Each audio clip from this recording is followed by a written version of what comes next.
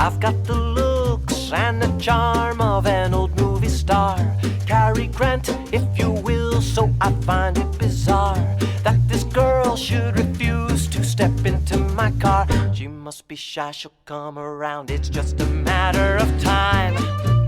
Aurora, Aurora, Aurora. Hey there, Screen Beans, and welcome to Screen Snark, the podcast that celebrates all of the stuff that we're doing, that we're living, that we're vibing for. I am Rachel Quirky Shank. And I am Matt, a.k.a. Stormageddon.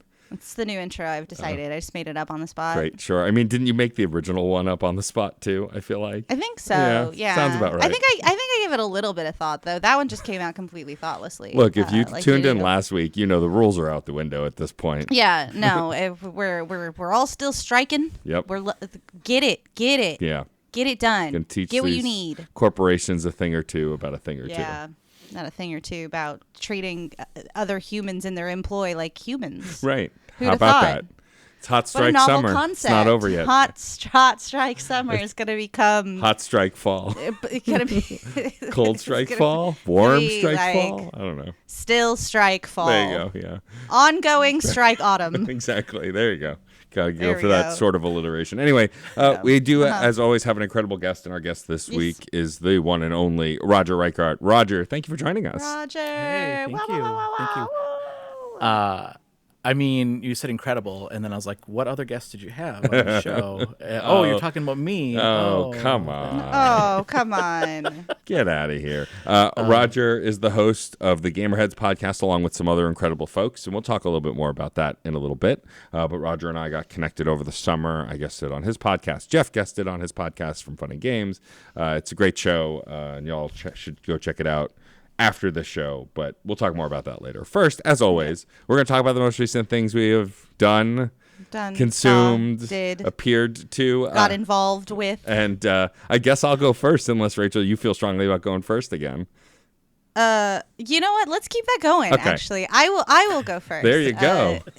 So as per usual, I've not had time to watch many things. Gee, how about that? And the things that I have watched are likely struck. Right. So I won't talk about them, but I will talk about the very cool, very fun event that happened for one Charles Stunning yesterday. Charles, as many of you know, is a burlesque dancing wrestler that I manage. Yes, exactly. And Manage. I manage. Yeah, I Finger manage quotes. her. Yeah. I manage, don't understand. I manage her. Just I like our manage her friend social Rob media. I managed manage her. I manage her books. Yeah. Rob is a prolific wrestling manager. That's true. He Kidding? he manages a lot of characters. Manages Laundry Can you hear the Matt, finger Douglas quotes? Fur. Can you hear the finger quotes? It's just a lot of hey, you know, when I'm getting into wrestling management, here I am doing it up. But Charles, because of the wrestling, was connected with one Frankie Eleanor, Love Frankie. who is a Delight. ring announcer for Queer Punk Outlaws, the wrestling show that Charles does. And Frankie had asked Charles to come perform at Nurse Betty. Hell yeah. Yeah, so needless to say, Charles, before semi-retiring about 6 years ago, had always wanted to play Nurse Betty, and now they have. And I was there, got to obviously. witness the event, almost firsthand, as it were. Right, exactly. Kayfabe is weird. Yeah, a little bit. So Charles came with the classic signature puppet act as good developed one. with Joe Booz Weldon A good one. many moons ago with some beautiful upgrades. What a treat, what a delight, what a smash. And also got to try her hand at a little bit of the sideshow art of Human Blockhead. Oh, nice. So Charles pulled out all the stops for their numbers last night. And once again, just got to say, Nurse Betty as a venue, it's small, it's tight. The dressing room is just one side of the bar with some curtains up, but it's so much fun. It's such a delight. Frankie is so funny, and her crowd work is phenomenal. Like she just like keys into people. It reminded me of when I worked for The Ride, and we'd have to do crowd work and like get people like comfortable and into it, you know. But she gets to do a lot more like raunchy sex jokes and also just shouted Panama because she's on a flight to Panama the next day, which just became a running gag for the whole. I love a running gag. So Panama was the running gag for the evening. The other performer besides Charles was a DC-based performer by the name of Valentina, who is a ballerina, went on point in her numbers. Wow. Amazing. Impressive. Amazing. You think hammering a nail into your face is hard? Go on point, you know? I'm just saying, everyone's like, oh, you're so crazy, the nail in the face. We've got holes in there. Yeah. It's fine. Yeah, no. I mean, yes, a human blockhead is incredibly dangerous and should not be taken lightly, obviously. You're taking a sharp object and hammering it into your nasal passage, you know, near where your brains are. Right. So that's no joke. Yeah. But I just want to be sure that everybody also understands that going onto point in point shoes is incredibly difficult. I have done it once, and it was so hard because what you have to do is you have to. I'm sorry, I'm getting really granular about going on point. Do it. Is to get up on your toes, like you sort of have to push your foot forward. Right. So you kind of have to really arch it, and it's so painful. It's so painful. Sticking a nail in your face, not as painful. I mean, it's still kind of painful. Charles did take an opera glove and dangle it from the nail, and I have it on good authority that is so uncomfortable. Oh, good to know.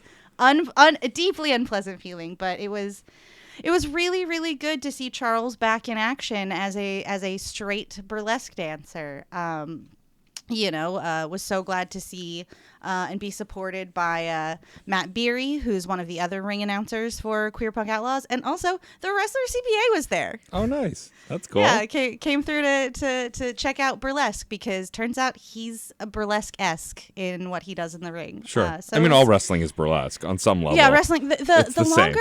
longer Charles and I are training in the discipline of wrestling, the more I'm watching other wrestlers who are not disciplined in the art of burlesque going, oh, this is just burlesque. Yeah. Like, I think my head coach, Logan Black, tweeted, wrestling is burlesque. And I went, finally, you get it. Someone else understands. So maybe one day I'll teach all these wrestlers how to do glove peels and fan dances. You know, we'll do our best. Look, if Val Venus can do it, anyone can do it, right? That was never mind. I was like, that's a wrestling reference, but also like it's wrestling reference for someone of a certain age. Since I don't think Val even wrestles anymore. I'm pretty sure, but that's awesome. Also, yeah, it was a light and a gift and a treat. And if you are ever on the Lower East Side on a Thursday night, wander yourself over to Nurse Betty. Just go, just check it out. Yeah. It's a fun show. The staff is great. The venue's adorable. It's worth your time. Yeah, Betty. It's one of the few burlesque shows that I never got to see. Back in my DJ days, I worked with a ton of great producers, and I worked with Frankie before on other shows, but just I never ended up getting to go to or work on Nurse Betty, and I've always wanted to check it out. So one of these days, I'll have to do it. It's also a very, very tiny venue, so like it seats maybe 24 people, so it's incredibly intimate. We had a birthday that evening, so happy birthday, Olivia, once again. you sweet tiny baby child, such a baby. And coming from you, who is also a baby. I'm not a baby. I mean, compared to me, because I'm ancient. I'm a grown. Sure. I'm a grown. Thank you. Well, I'm glad that Charles had a fun return to burlesque. Charles is going to do another one next week. Nice. Going to do the Delancey, actually. So I guess they're back. I've been a fan of Charles Stunning for a very long time. One might say before Rachel and I started to hit it off as friends. And still my favorite act that Charles Stunning has ever done is their Scarlet Witch act, because it was cool before Scarlet Witch was cool. Arguably a character I've always liked, but like... This is comic book version. It was a House of M kind of like incestuous reference before Scarlet Witch became a thing. Charles actually did update that to make the big reveal being the daddy was Vision instead of Magneto, because of course, you know, you have to appeal to your audience, and I didn't think the audience would get it in a post MCU world. That's fair. with that most well-known Scarlet Witch not being the daughter of Magneto. They'd Right. be like, why Magneto? I'd be Yeah. like, you didn't read the books. It's fine. It's fine. It's You fine. plebs. The plebs. You plebs. You didn't read. Oh, you didn't read the books. Well, Get outta here. You like the Just watch X-Men? the- Name 5 mutants. Yeah. Do you even know anything about Krakoa? Well, that's awesome. I'm so glad that you brought a live event to this chat Yeah. because we've been trying to do more of that while we continue to avoid struck material. And I have it on good authority. And I think I'm going to let him go next because let's just shake up the order some more. Roger might be bringing something a little wrestling related as well. Exciting. Oh, wait. Before we move on, though, Rachel, Oh, yeah. you have to, if you could describe Nurse Betty in just 3 words, because we're not going to rate it, we're just going to describe it. What 3 words would you choose? Intimate, exciting, Panama. Amazing. You better write that one down for the he who yeah, should not be I'm- named, because he's going to be like, what? Definitely. That's going to make so much. That's So going to make much so sense. much sense. So much sense. So much sense. Oh. But Yeah. Also, before we move on, rest in peace, Terry Funk and Bray Wyatt. I know. Bummer. Jeez. 2 huge What a hits. sad one. What a sad week for wrestling. I Terry Funk, the old Cactus Jack Terry Funk matches are some of my favorites from back in the day, especially when they were I just want to older. steal everything from Terry Funk. Are you Yeah. kidding me? But everything. especially when they were older in the Attitude Era, and they would just kind of like hobble out and like beat someone up and then run off. It was the best. Mm-hmm. Yeah. R.I.P. Terry Funk. I bet you Mick Foley didn't think he was going to outlive Terry at some point. So, Yeah. Yeah. and Bray Wyatt was young, right? Mick Foley's hardcore, so who knew? Yeah. Bray Wyatt's my age, born Oh my the same God. year as me. Jeez, Babies. brutal. Well, R.I.P. to both of them. If you've not watched any of their matches, please go look it up on YouTube or something else, because some of them, especially Terry Funk's old stuff.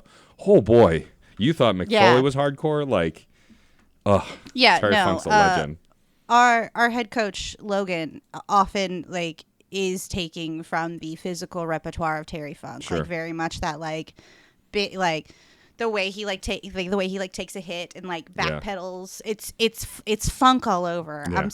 I'm gutted for everybody who's been inspired by Terry Funk and everyone who's been inspired by Bray Wyatt. It's tough. Yeah. Yeah. Anyway, the sadness. Sadness. Moving on, though. Roger, what is the most recent thing you have consumed? Yeah. Well, I was gonna bring up, the Bray Wyatt and Terry Funk, like that. Yeah, I agree, 100%. Like that's so sad, and I can't. So young with Bray. I mean, so heartbreaking. But yeah, I mean wrestling. So last episode, Rachel, you're like, I'm getting into wrestling, and I'm watching, and I didn't know you were managing wrestling. That's amazing. Yeah. I have been playing WrestleQuest from Mega Cat Studios. Yeah. And so I learned about this game at PAX East. Mm-hmm. And I got to play the demo of that there. And then, I picked it up. I'm not too far. So I'm like a little past where the demo was. Mm-hmm. The story right now is between 2 different characters. It's like a tag team, which is kind of like the Hart Foundation, and then the other character is like the Macho Man, Randy Savage. But obviously they're like characters of that, like they look up to those characters, right? Mm-hmm. So it's Muchacho Man.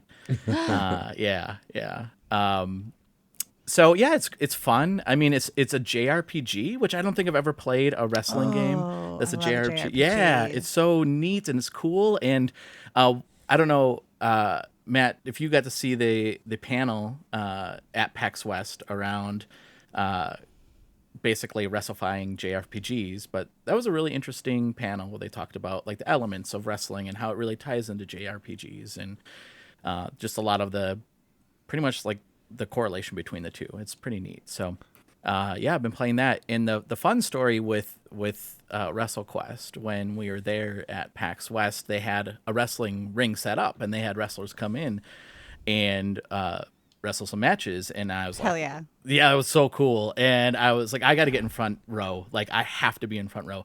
So I'm older than both of you. I saw Andre the Giant wrestle when I was a kid. I saw the Rockers wrestle, right, when they were like young. So for me, like this was huge. Like this is like my childhood dream of getting in front row. And it was so cool to see the wrestlers wrestle in front of me, and they're interacting with me. One of the managers got in my face. One of the heel managers got in my face and started yelling things at me. Yeah. And I'm yelling, throw the manager in, throw the manager in. And then he got thrown in the match, and it became a 4-way match. It was amazing. But the last match was a tag team match, and one of the face characters, he held one of the heels in front of me, and it's like, hit him in the chest, Yeah. you know. And this is what was going through my mind. I pulled back my arm, and I'm thinking to myself, I don't know how to actually hit somebody without maybe hurting them, and I don't want, and like, there's no way I was gonna hurt this guy, but that's going through my head. I'm like, oh my god, once if I hit him in the right spot, and then it stops his heart, and then he dies. No. So I pulled back, and that was going through my head, and it was like a wet noodle that hit him. I was like, ugh. Yeah. No, honestly, like getting chopped in the chest, not kind of the worst thing, but kind of not the worst thing. It's like it stings really badly for like a second, and then you just move on. I've been chopped in the chest plenty of times, and I can tell you, big beefy boys have done it to me, and I've survived. So don't even worry. One of them even apologized right before doing it. They were like, sorry. Yeah, I felt so, and they looked at me like, what was that? Oh man, I would love to see who was on the card. Yeah. Yeah, there was see, I don't know, it was a bunch of local wrestlers, so I didn't know the local scene real well, but I think one of them was the Fanny Pack Kid. Well, I know one of them was the Fanny Pack Kid, and he's in WrestleQuest. That's so funny. Yeah. Also, I love that it's a fanny pack kid when it's like, all the wrestlers carry fanny packs. What are you talking about? It's like the uniform of a wrestler outside of like their gear is just like a wrestling t-shirt, a fanny pack, a pair of Zubas, and some Crocs. It's like that's the outfit. It's like and like a roller bag. It's just like they're like burlesque dancers, but they're wearing PJs instead of like pinup dresses. It's nuts. I love it. Yeah, that's awesome. So Fanny pack kid, amazing. Yeah. Then he was one of the face characters. It was a lot of fun. And WrestleQuest. I mean, if you haven't played it, it's on every system. It's on Xbox, Switch, PC. If you haven't played it, it's worth a checking out because of the fact that, tying JRPGs to wrestling, how cool is that? So Cool. I've been following it for a while. I know that Jeff Jarrett was involved in the development of it, who is a legend in the scene, and that like there are actual wrestlers in it, and then there are like caricatures of actual wrestlers, but none of them are actual people. They're apparently toys. Like it's about wrestling toys and them fighting and feuding, which I think is also really fun because anyone who grew up with wrestling, like there were so many different kinds of wrestling toys. There were tiny hard plastic ones. Then in the later generations, there were like more realistic kind of like taller G.I. Joe looking ones. And it was just... I love the squishy wrestle buddies. The Do you squishy remember wrestle wrestle buddies. buddies? I had a Macho Man wrestle buddy. Everybody had a Macho Man wrestle buddy. Are you kidding? Well, I had one because it looked like my dad. I mean, sure, why not? Like he looks like my dad. But the game looks like a lot of fun. It's on my short list. I am currently playing through a pretty beefy JRPG that by the time this comes out, I can't quite talk about yet. So I'm not going to say what it is. But once I get through that, I'm going to try and double back on some other things, but it's on my wish list for the Switch. It seems like a perfect Switch game from what I've seen of it. And so, I'm really happy to hear that it's a lot of fun. I know it's been getting mixed reviews, and I'm wondering how much of that is like folks... Like whenever a new RPG comes out, I wonder like how, not you because the idea is if someone's reviewing it, you don't want to just like pair a diehard fan of RPGs with it, right? It should be accessible to non-fans, and so like I always wonder when certain things are getting less than favorable reviews. But like I believe Marcus Stewart over at Game Informer, previous guest of this show, reviewed it and like was really high on is a big wrestling fan and really high on it, and then also felt it was kind of And so I'll probably play it regardless because for an indie game that's on the shorter side and usually a little cheaper, it's usually still worth it. But I am curious as you get through it what your thoughts are, because I've heard it's kind of basic, which I don't think is a bad thing. Like I don't know, I like not everything can be redacted that I'm playing right now that I'll talk about more maybe in a few weeks. But I'm curious your thoughts on it so far. Have you been enjoying it? Yeah, I mean, I think the struggle that they have with like meshing JRP with wrestling is like I want more action to happen, right? Because that's like the JRPG part of it. Like I want to just be able to level up my characters and just focus on that. And what I've found is, at least of what I've played so far, the matches are kind of few and far between. Okay. And so I'm like, I want more action than story, right? Sure. Story's great too, but I just want more action. Yeah, but I mean, I don't know. I'm enjoying it. I think it's cool, like you said about the whole toy concept. I grew up collecting Muscle Men. Remember those little pink characters, right? Those, and then they came in multicolors too. I still have them, and my son and I will pull them out every once in a while, and we'll have matches and stuff like that. Yes, I'm 46 and I play with toys. It's awesome. That's right? fun. It's so good. Yeah, always play with toys. Yeah. We support playing with toys. I have an until endless you're- amount of toys behind me. The audience can't see them, but if you've seen a photo of me recording literally anything, you've seen them. If I am on my Yeah. deathbed and I am not making two toys kiss, I have lived my life wrong. Correct. Frankly. Yeah. Now kiss. Yeah, yeah. And then I croak. It's Yeah. exactly how it's meant That's to how live. Rachel's gonna go. Yeah. That's how Rachel's gonna go. Yeah. Yeah, so I mean, I can see some of the aspects of like some of the criticism it's getting. But the thing I like about it is the fact that it is toys, and anybody that's ever played with wrestling toys or any toys altogether, like usually have like a big mashup of all these toys. And you have big battles of like the toys don't even match, right? But they Right. have fights with each other. So there's a lot of nostalgia in there and a lot of references to the wrestlers and to that culture. And, tying it to, like I said, JRPG is really cool. So I'm enjoying it. I just wish there was a little bit more action. That's all. All right, cool. Well, Roger, if you had to sum up WrestleQuest in just 3 words, what you've played so far, and you cannot use the words wrestle or quest, what 3 words would you choose?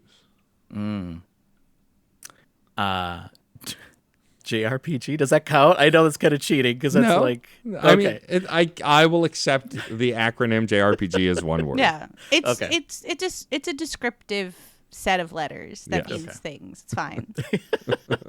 So then I would say JRPG, nostalgia, and ambitious. All I think this is right. an ambitious endeavor that they took on. So Excellent. Delicious. Well, Love it. cool. I'll definitely have to check it out. It's definitely been Yeah. on my short list for a while. I played a lot of RPGs this year. As you know, I played Final Fantasy IV for the first time this year, which was really exciting. Because I've always been a fan of turn-based RPGs, and so I'm trying to go back and play some of the ones I've missed. But for sure, WrestleQuest is up on that list. There's also Wrestle Story, which is a Yeah. separate wrestling game that I saw at PAX Yeah. East that also is an RPG, but it's with made-up wrestlers, and that where you create your own, which looks a lot of fun too. So That. that one doesn't have a release date yet, so I think we probably won't see that till next year. But still, I think there's plenty of room for multiple wrestling RPGs. Like, Oh yeah, for sure. Let's- Do y'all know about Extreme Warfare Revenge? no. Oh boy, may I detour us real quick into a game called Extreme Warfare Revenge. Now, I want you all to just take a moment and think, what possibly could be Extreme Warfare Revenge? Think about it. Cuz it's going to be absolutely not what you think. It is a completely text-based wrestling promotion simulator where you are playing the booker and you pick the wrestlers that's it. You just read and you pick wrestlers and you try and make your promotion more successful. I've seen Extreme this. Warfare That's Revenge. amazing. I read through the entire rule book on a stream like a couple months ago, and it was just like, this is a lot. It is literally the nerdiest thing I've ever put in front of my eyes because it is all about the logistics of running a wrestling promotion and like none of the like, and then do a suplex. It's just like, yeah, you've got AJ Styles in your roster. What do you want to do with him to make money? That's amazing. That's It's awesome. madness. It's That's madness. awesome. it is awesome. It's I the love most that. counterintuitive name for the nerdiest game I've ever encountered. Perfect. I love that. Some nerd shit right there. All right. Well, I will go now. And the thing I have brought is I've brought a legendary work by a legendary man, someone we've talked about many a time on the show. He's love that. a friend of you. He's a friend of me. I'm going to talk about today the Patrick H. Willems channel, and specifically his most recent video, because I think it's an important video to talk about, especially with what we're doing now. And if folks haven't seen it, I really want to urge them to go see it. Now, if you are me or Rachel and know this human Patrick in real life, you know that he does not like one single word. And that word, well, he likes a lot. He doesn't like a lot of words, but this there's word, a lot of things that he doesn't enjoy. But this specific word, content, has been driving him mad, and will complain about it to anyone who will listen. I remember. And he's threatened to do a video about content and why the word bothers him for a long time. And so he did a video that just came out the other day as of when we're recording called Everything is Content Now, and talks about why this word is such a poor way to describe literally everything on the internet. Yep. And it's a really great video. Patrick has done a ton of great work. He's been a guest on the show a few times. But why I wanted to talk about this video is because he really dives into not only the etymology of the word content and why it is so not descriptive, but also the disservice it does to every created work being lumped together, and how it doesn't elevate like independent artists. It kind of drags down the major stuff and like puts it all in this kind of pool together with no differentiation. But also, more importantly, he talks about the WGA and SAG-AFTRA strike and how making everything content devalues it. And it's why these executives have no problem writing off actors and writers, because you all just make content. What does it matter? We can get a robot to do that. Right. So what? It doesn't get hands right. Oh, they can do hands now. It's scary. I'd hate that. Yeah, it's Get bad. out. But like, burn it. But burn it to the ground. But like, I'm not going to talk about the video from end to end, but it's a 45-minute video, and he really does go into like why it doesn't matter. Like, he's not upset about people calling their own stuff content. He knows why they do. YouTube changed their whole direction on, like, instead of referring to videos, they refer to everything as content. It's more why this is important, and why the strikes are important, and why maybe we want to more differentiate our stuff, because I think it's important to the mediums that we're consuming and the stuff that we're enjoying. And it was really fascinating. He actually refers to an old YouTube series that I used to watch all the time called PBS Idea Channel. Fans of the show know that I am friends with one Mike Rugnetta. And so it was always fun to see, oh, hey, I know that person. I know that person talking about that person. Is always fun.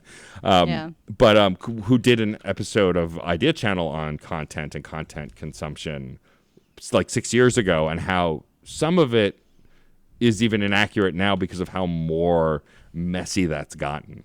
And like, look, I've referred to our podcast as content. The articles I've written as content. Like, I think it's just so common in the vernacular. But I think there is a point to be made that the differentiation is a good thing, because it's an identifier. Also, Rachel and I have talked endlessly about how on this show we were burned out because of content. Because when you're consuming everything and consuming it all equally, like, it's just, there's too much. Like, it's overwhelming. And so too much consumable media. It's why I mostly play video games. But it's also consumable media. No, absolutely. Too many video games. Too We're many. making a shirt. There's too much consumable media. Yeah, that's the next Screen Snark shirt. That's that. Yeah.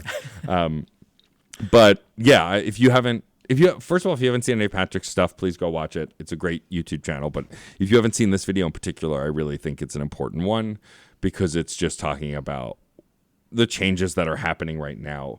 Patrick isn't always topical, but his last video about AI and this video about content are both, I think, really important videos about the changing landscape of creating things, and why some of these tools and things that the corporations are doing are really scary, and that we have to push back against. Also, if you happen to be on Nebula, which is also where you can find Patrick's videos ad-free, he did a 41-minute video ranking every Tom Cruise hairstyle for the bonus video this week. And that's so cute. let me tell you, it's fabulous, especially I as love a that Tom man. Cruise fan. Like, fabulous. So, yes, if you've not checked out any of Patrick's stuff, please do. It's great, especially please the do. more recent He's great video. people. So Trust. great. a real one, as it were. Yeah, a real one. I remember being in the studio, quote unquote, the conference room in my shoot job office where we started Infinity Pod, and we had a discussion about content and how it's like what I make isn't content because it's thoughtful. It's an expression of my being. It is something that like puts my humanity out there, like I'm happy to call like this what we do here a podcast content because like we are approaching this from a space of we're off the cuff, we're not really thinking about it, like live stream stuff like that, depending on like the content of your live stream, but I think when someone is crafting even a video essay that's just like discussing the acumen of Taylor Swift as a film director, you're taking something and interpolating it through your lens and giving everyone a closer experience to not only your humanity but the humanity you can find in art and the artist. I've really fallen off with video essays recently, but you mentioning this Patrick Willems one is probably going to get me like back into it because it sounds like a good one to go into, especially with like my personal experience, like discussing this exact topic with Patrick. So yeah, thank you for the recommend. Yeah, for and sure. Then I watched the Taylor Swift one because I really, really wanted to watch that one. That one was great also. Yeah, I've gotten really into Taylor Swift this past summer. Like it just happened. Welcome. I decided that I'm forgiving her carbon footprint in favor of crying at her songs. Yeah, I mean that's there is always a worse person, but it's true. I've been a Swiftie for a long time, and I'm glad that everyone has risen to my level. It's exciting. So, also, everyone I know is a Swiftie. Like, yeah, correct. You, correct. Scott, Patrick, just a fuck ton of wrestlers. Yeah. All masks. It's weird. Like none of the femmes that I know and roll with are like, yeah, Taylor Swift's my everything. It's like dudes. Oh, it's like a running gag at this point. And presenting dudes. Yeah. It's a running gag that like Taylor is for like 40 to 50-year-old men, not little girls. Like it's just a running gag at this point. Cruel summer, baby. Cruel summer. But yeah, definitely go check that stuff out. I think it's interesting. Also, you were talking about the contents, as in the sum, like the parts before the sum, and like that's the really funny thing is like using it to describe what your work contains. The content of your work is so different than just calling everything content. The thing that made me want, I still use it and I probably will interchangeably, but one of the things that got me thinking more about it is that like literally every major studio head and CEO that we love to hate currently, like Bob Iger and the rest, they all refer to everything as content now. So if there's nothing else that would make me want to stop using the word, it's that. Because like I don't want to be on the same level as them at any point. Imagine I started talking about Nurse Betty as like, yeah, I went and saw Charles make some content live on stage. Some stage content, I guess. Every Thursday, go look at the live content. Because it's not like you're taking things and making new things with them, Yeah. So madness. I'm over it. We have to reclaim this planet. We have to reclaim it. We have to start by reclaiming art.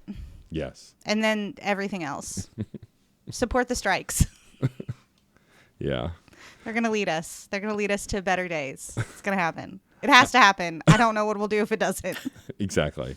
But now I have the difficult task of... Yes, you do. Now, Matt, if you had to sum up Patrick Willems' most recent video essay, Everything is Content Now, without using Everything is Content Now, how would you describe it? Impactful video essay. Calling it what it is. Impactful content. God, could you imagine? Impactful, not content. That's also a good one. Impactful, not content. But you'd have to put the parentheses around it, like not derogatory. Right, not derogatory. Complimentary. Not clickbait. Awesome. Well, Roger, I'm so glad that you're here with us today. I became a fan of Gamerheads, I think, through our mutual friend Jill Grote, who is the Indie Informer and hopefully future guest of this show at some point. Yeah, what a great name. Jill Grote. My favorite thing is so my last name is Storm, and so I've always said my name is Matt Storm, like the weather. Like there's that tail, so you know how to spell storm. Jill always says, my name is Jill Grote. It's like boat. That's how you say it. And it's like, oh my God, that's so awesome. But I would love for you to first tell our listeners a little bit about what Gamerheads is, what this podcast that you do is. Well, when I figure that out, I'll let you know. Oh, great. Good. Good. You're in the same boat as us. Awesome. Oh, right. It's content. It's content. Content, yeah. There it is. No, I think so. I mean, I'll just give you a little like history of it. So it started in 2016, and it's funny because I was working in IT at the time for the company I still work for. I just don't work in IT anymore. And I ended up sitting next to a guy who ends up to be my good friend. His name is Matt Christian. And one day Matt just turned to me and said, "Hey, do you want to start a podcast?" I'm like, I don't even know what that means, but sure. Why not? I mean, want to build content, and I'm like, I don't know what that means. The depths of hell. That's how it starts. You want to start a podcast? Yeah. Would you like to be imprisoned in a microphone situation forever? Exactly. So, and he said, if we're going to start a podcast, it'll be about video games, and it has to be something unique. So he was doing indie development, game development on the side, and then we brought in a guy that runs a local gaming store, and then me, who is a dad that games, right? So I have 3 kids, and so like that was the angle. We're having different perspectives. Matt ended up leaving the company because now he actually works for Bethesda. Amazing. Yeah. And so he makes games for a living. I like to say I had a little bit to do with that because You did. I did. Absolutely. I encouraged him to apply for the job. Oh, He's good. like, I don't think I could. I'm like, just apply. And he got it. But that meant he moved. So, so he moved on. And then our other co-host, Jake, moved on as well. So the show has been gone through several different iterations. At one point, we actually had a friend of mine who was a marketing manager for, I'm not going to say who, but she was also on the show, and she was a co-host for a while. Time zones was difficult for her because she was in the UK and I'm in the US. But then finally, we just kind of landed on the group that Phil and myself and Mike. Mike also had his own podcast for a long time too, called The Controller Throwers. But now it's just us 3, and like our niche really is older gamers because we're older ourselves. We're all in our mid 40s to upper 40s. We talk a lot about nostalgia. We talk a lot about wrestling, but mainly, obviously, focus on gaming. Yeah. So it's just a chill show. I interview developers as well because I think that's interesting to me. Coming from my IT background, I can at least talk a little bit of shop with them, right? And so yeah, it's cool. I mean, and I've been doing it for a long time, and not a long time, but since 2016, and That's a long time. It's a long time. Yeah. I mean, you look back and you're like, oh my gosh, I can't believe how long this. Eons have passed since 2016. Frankly. We went through a pandemic and came out of possibly a I don't know what we're in right now, but something, post something. The slowest burn apocalypse you could possibly imagine. That's honestly. Right. That's true. So yeah, and I never thought in a million years, that we would be reviewing games, but we do. That's awesome. And never thought in a million years that I would be invited to shows like PAX and even E3, although it didn't happen. We actually did get an invite saying, "Hey, you've been approved, and you're going to get your media pass." And I was like, "Oh man, we did it. This is it. We climbed the mountain. We got to the top mountain."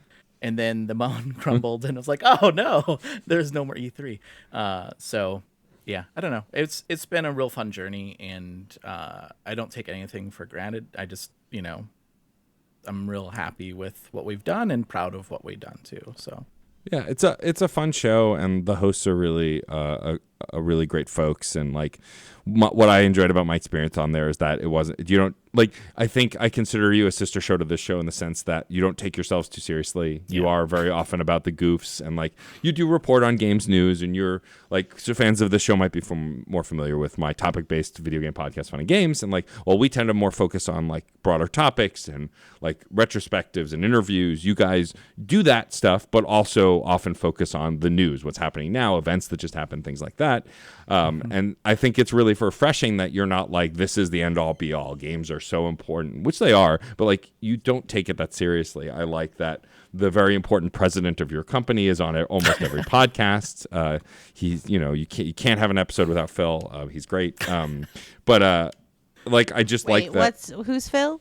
So he's the president and the CEO of Gamerheads. Oh, cool. It went down in a weird like buyout. It was really strange. I wasn't aware of it, but he bought the company out. You know how it goes in the game industry. Yeah. Cool. Yeah. I just wanted to make sure we were making a joke that like a pet was named Phil and you just designated them the CEO, because like that would be hilarious. I just want to make sure this is a real CEO. No, he's a real person. Yeah, he's a real person. Real CEO. I don't know, like but cat. real person. No, not a cat.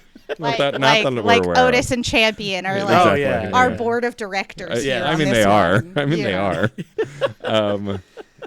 But I also like just enjoy the banter and the guests that you have on. Like I got to be on an episode with Jill, who I've had on Fun and Games, and is just a really good human in general. If you're not checking out The Indie Informer, please do. But I'm curious. So like now you said that your podcast has evolved a bunch, and like you've gotten to do stuff and get game codes and review stuff, which I've gotten to do too, and is really great. It's always like you have that moment of like, wow, they really take me seriously. Oh shit, they take me seriously. Yeah, like, you know. Yeah. But I'm curious, like what's the growth? What do you see your growth like? Do you just want to continue to like kind of dive into the games industry and get connected? Like, do you have a clear path for where you want Gamerheads to go, or are you just kind of winging it to see where you end up? This is like the hard part of like running a podcast, and you both probably know this too, right? It's like, okay, I got to a certain point and now I feel like I have to grow, and what do I need to grow, and how do I grow? And there's tons of like people that will ask for lots of money from you to help you grow your podcast, right? Yeah. My favorite are the ones that said, hey, I'll leave you a review if you sign up for my $1,000 class on how to run a podcast. I'm like, well, first of all, cool. Thank you for leaving me a review. Secondly, I don't have any money, so I don't, if you run a podcast, because this guy was like, I run podcasts and I can help you grow. I'm like, if you run a podcast, you probably know I don't have money, right? Right, yeah. exactly. $1,000 your way. Also, I could give 1,000 people $1 to give me a review, and I would aggregate more reviews. Yeah, exactly. If I wanted to like actually make my money count. Yeah. So like it's a funny place that I'm in right now, because I am I want to grow the show, and I want to think about like how I can grow the show. And actually there is an actual free test that you can take right now. Like, and I'll share that with both of you afterwards. 'Cause it's free, and it's weird because then it said, oh, if you want to like the areas of opportunity for growth for you, you can click on this thing and we'll show you like give you classes. But then it was like, that's the paid content. Right. And I clicked on it and I was like, oh, we're not going to charge you because you're an established podcast. And I'm like, okay, what? Like, what does that mean? So I'll share that with both of you. It's cool. I mean, it's a community. So like I can share that with you. But yeah, I guess that's where I'm at right now. The hard part with me is like, I don't want, and I did this all in 2018, 2019. It was like a 40-hour job for me when I was doing this, right? And on top of my job that I was actually getting paid for, and it's hard to balance that and then it became not fun, right? And I took a break, and I came back to this, and I was like, I'm just gonna make it fun. I don't want it to be a job. I don't want it to take my life from me. And it's weird when I flipped that and I just approached it like I just want to be fun. Like we got more listeners, we got more traction, we got more, and like I felt like I was doing less. Yeah. When before I was like hustling all the time, like listen to my podcast. Hey, do you like podcasts? Listen to this, right? And like now I'm just like, yeah, give it a listen. I don't know, whatever. And like it seems to grow more when I don't care. So like if I care less, it'll grow more. I mean, I think it's the illusion of like grind culture, right? Is like friend of the show, Jalachan, her podcast, Jalachan's Place, just did an episode on grind culture and how we're like sold by these corporations that like you got to grind to make any progress or success. Like, I mean, the burlesque scene, which Rachel and I are very familiar with, like they totally push on hustle culture and grind culture, and like you've got to be doing shows every night, you've got to be working your ass off, and like there's smarter ways to do this stuff. And I think the problem is when you want to make money fast, it's much harder. But if you just want to grow and learn, and like of course, like if it's not your main gig, I think it's much easier to not fall for grind culture. But when it's the only thing you do is when that stuff gets much harder. It's really just an overarching problem with the con we've all been born into called end stage capitalism, where we've been conditioned from birth to think that it is our like we have a purpose to be here, to be productive, to like be a part of like the working society. You know, you have to, what are you doing with your life? What are you making? What how are you producing? Blah blah blah blah blah. And it's really interesting. Like I've listened to a lot of like indigenous voices throughout, you know, a lot of leftist voices, and it's like, no, we're just here to vibe and live. Like hey, not to get up on my like, hey, the world should change for the better, come on, let's go, but we're just here. Like we're a miracle. The fact that we exist and we can contemplate existence and ourselves and each other is all we really need to do. We're just supposed to be like foraging for nuts and berries, and like people want us to have fucking jobs. The fuck? Come on. We just need to like make art and make love. That's what we need. That's it. That's the purpose. Like let's fucking go. You know, and it's tough because like you have to sort of break that conditioning from the inside, you know, like dump the boss inside your heart, you know, that tells you like, oh, you're not doing things. It's like, no, you're breathing, you're thinking, you're listening to music, you're existing, and that's enough. And you don't need to do anything. If you want to do more, but only if it fuels you, only if it brings you joy. Abolish capitalism is what I'm saying. Yeah, of course. It's gotta like, let's go. Get it out of here. Come on. A very unfamiliar message on this podcast. We never talk about that. Bad. It's a real yucky shit, you know? A real nasty poop in the toilet. It's funny that you mentioned, Roger, though, caring less and doing better. Like, I think it's not that you didn't care. It's that you didn't put extra pressure on yourself. I get this sense that we are very similar in maybe high anxiety, some nerves, just throwing it out there, just, you know, probably shocking. But like, because I feel like Jeff and I started to grow on Fun and Games in the same way. Like we started reaching out to developers, going to live events, but we weren't like, we got to talk to everyone. We were just like, we would naturally meet people. And I think that's what's been great about the podcasting community and previous other podcasters we've had on this show is like, it is a community. And while, yes, podcasting is a business on some level, I think the better parts of it are more community focused. It's why I think Discord has been so important to podcasting, because like, I think I know for a fact a lot of our guests more recently have come from different Discords I've been in, and folks being like, hey, who wants to collaborate? Who wants to do a thing? Right. And I think that kind of mentality is really important. The minute you're like nose down, like really grinding, trying to like wring every cent out of every moment, it becomes a little lifeless in a way that it's not if you're pursuing it for fun or with a sense of standard and passion that's not necessarily just about every dollar you can make. Yeah. No, I agree with that. And also like going back to the comment about like how your job defines who you are. Like I broke that. And it was really interesting when I broke away from that, like my job or what I do defines who I am. Mm-hmm.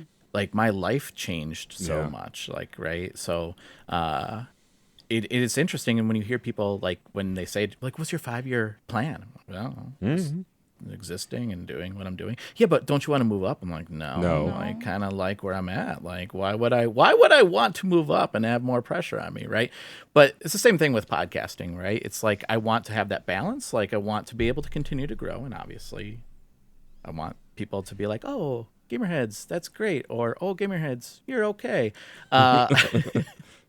I'll even take, I listen to your show. It's not for me. Okay, that's cool. Did you leave a review? I'll give you $1. Yeah, exactly. But yeah, I mean, and at some point it's probably going to end. I don't know when that will be, but while it's going on, I'm enjoying the ride. So it's fun. Yeah, I think I'm very lucky, and the day job that I have now understands that day job isn't derogatory. It's the thing I do during the day, and it's the thing that helps me pay the bills. And they understand that I do an extra 40 hours a week on podcast related stuff. And as long as it doesn't interfere with my ability to do my other job, they don't care. And that's how it should be. A corporate culture, especially business culture, is very much like your job is your life. You should live, eat, and breathe it. And it's like, no, I don't even live, eat. Well, I don't know that. I sort of live, eat, and breathe podcasting, but that's my own brain damage. But the reality is there's more to life than just the work you do, right? And I think that's what then gives the work meaning, right? I love doing the show with Rachel, but if it was all about this show and we couldn't do anything else and we didn't do anything else, first of all, the show would be so boring. Yeah. The fact that Rachel manages Charles Stunning, the fact that I work on other podcasts besides this one. I mean, we've gotten so many great guests for the show just through your wrestling and my connections to the video game space. That alone has benefited this. And so I think that you're right, Roger, that understanding of I don't need a plan per se. I can just enjoy the ride. And if you want a plan, great. No one's saying that's a bad thing, but you can also just kind of see where things take you. And I think that's what's been fun about doing this show is that, again, I called Rachel the day we were supposed to record our episode once the SAG strike rules came out and was like, what are we going to do? The guests we had ended up canceling because they were an actor and didn't feel great coming on. And we changed the whole show and we're riding with it until we can do something else. No. Yeah. And honestly, for me, the best things that have happened in my life that I didn't plan for. Burlesque came into my life against my will, essentially. And then wrestling came into my life in a similar fashion. Where I didn't plan. I didn't move across the country to be a wrestling burlesque manager person who does the things, but it's what happened. It's what I fell into because I just went, yeah, no, I don't need to have every answer. I don't need to be exactly what everybody thinks I'm supposed to be. I'm just going to do what feels right in the moment. It's kind of like a very, I don't want to be like a Taoist practice, but it's just what will be and what it all will fall the way it's supposed to. So don't over plan, don't overburden yourself with the future because it's going to get here. Whether you like it or not, and why fret? Why fret about it? Yeah, I mean, it's gonna get you. Don't be scared. In practice, it's so easy to say not worry. Do I still worry? You bet your ass I do. There's literally so much to worry about, but something I don't have to worry about is how great Roger is and how great Roger's podcast is. Thank you, Roger. Thank you for joining us. Coming on the show and inspiring us to talk about living and not dying under the yoke of productivity. Ew, yoke. What a terrible word. Yeah, I know, right? It's awful. Everybody go on strike. It's time. Let's go. General strike now. Stop paying your bills. Stop going to work. Revolution, babies. Achtung. Roger, before we wrap up and before we ask you our final question, first just take a moment to tell folks where they can find you online, where they can find your work online, the best way to reach out and check out Gamerheads. I would love you to just pitch and share your stuff. Yeah. Well, you can find us on, I'm not going to call it X, it's Twitter. No, it's, you can find I don't believe in dead naming except Twitter. The only time. Well, it's not Twitter. It's the URL still. Yeah, it's still Twitter. It's still Twitter. Unless they change the fucking URL, it's goddamn Twitter. Elon, it's Twitter. You fuck. So you can find us there at Gamerheads Pod. We're also on Blue Sky, so you can find us there at Gamerheads Podcast. We're on Threads as well, which I'm not as active on, but I was for a while, and then I'm like, oh, okay, Blue Sky. But Gamerheads Podcast there as well. And then you can go to our website at gamerheadspodcast.com, where you can read articles. We post news articles. We also do reviews and obviously our podcast, so you can check that out there.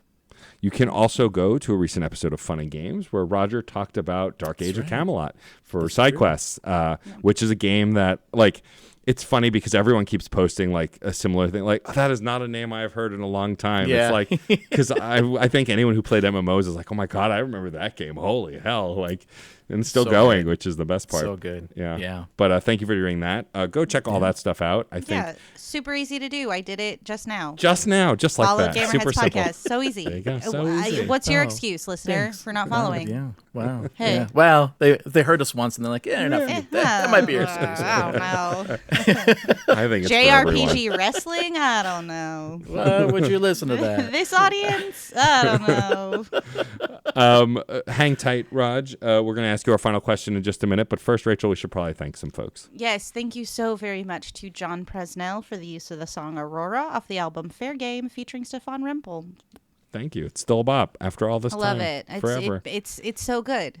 I would- I would like to thank the incredible artist Katie Bug thank / Katie you. Beast for redesigning our incredible logo and making us even hotter, as if well, that were you know what? possible. We are getting hotter. We are. It's It's true. happening. The globe is getting hotter. We're getting hotter. Oh God, yeah.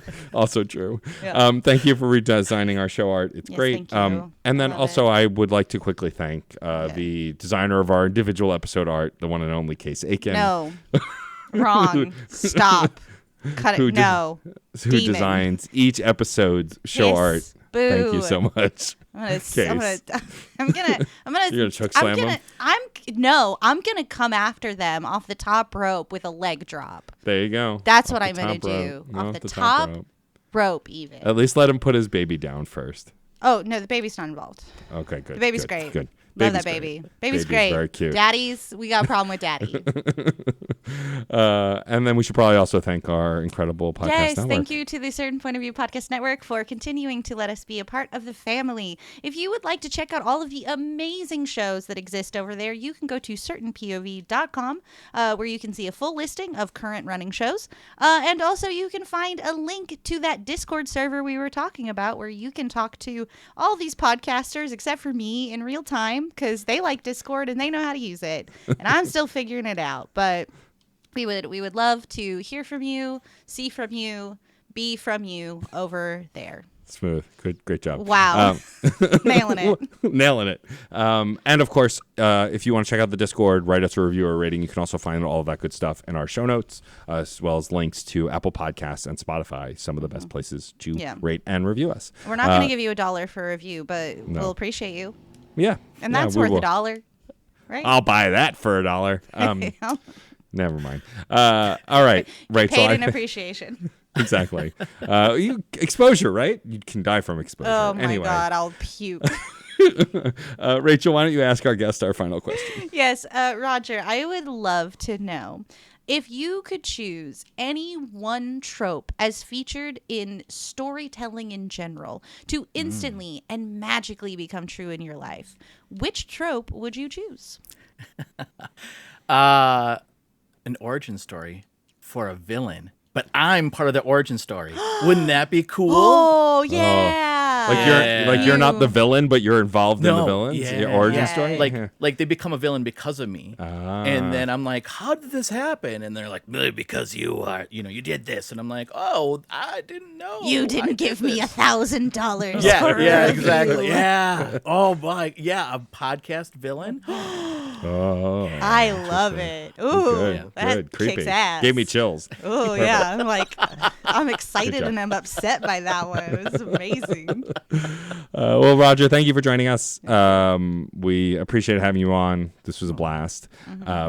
And I guess this is the part where I say thank you to one Rachel Quirky Shank, the coolest podcast host you could ask as a co-host. Oh my gosh. Oh, and I simply must thank Matt Achius from Armageddon, who is intimate, exciting Panama all the time. All true.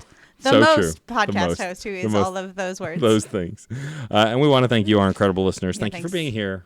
We will Cuties. see you at we'll see you at a content No, we'll see you. I wanted to say at the movies. Well, I guess we're still going to movies. Yeah. Sorta, yeah. We're just not really talking about it. We'll see you somewhere or on a couch over there. Or on a picket line. Let's Or go. on a picket- General strike. There we go. We'll see you at the picket lines or on a couch somewhere. Bye-bye. Aurora, Aurora, Aurora, Aurora. Metal to magnet, she will be mine. Aurora. So, I have a question. Have you ever wanted to get into comics but you just didn't know where to start? Well, welcome to Comics Quest. I'm JD Martin, and every week I sit down with a guest to talk a comic that I think anybody can pick up and start their comics reading journey. We take a look at psychedelic sci-fi, fantastical action, heart-wrenching love stories, and of course, superheroes. So check us out at certainpov.com or wherever you listen to your podcasts. CPOV. CertainPOV.com.